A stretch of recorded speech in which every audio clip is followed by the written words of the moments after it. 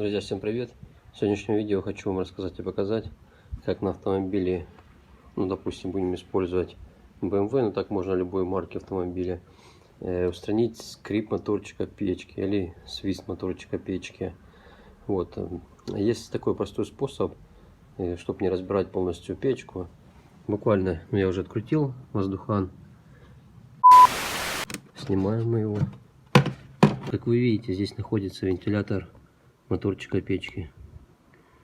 Туда буквально наносите силиконовую смазку, брызгая.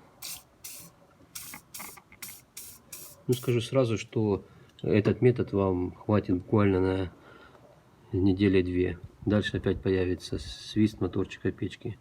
Я уже так делал. А потом в дальнейшем взял полностью, снял, разобрал и все заменил, смазал, почистил. Если было полезным, лайк, подписка. Всем пока.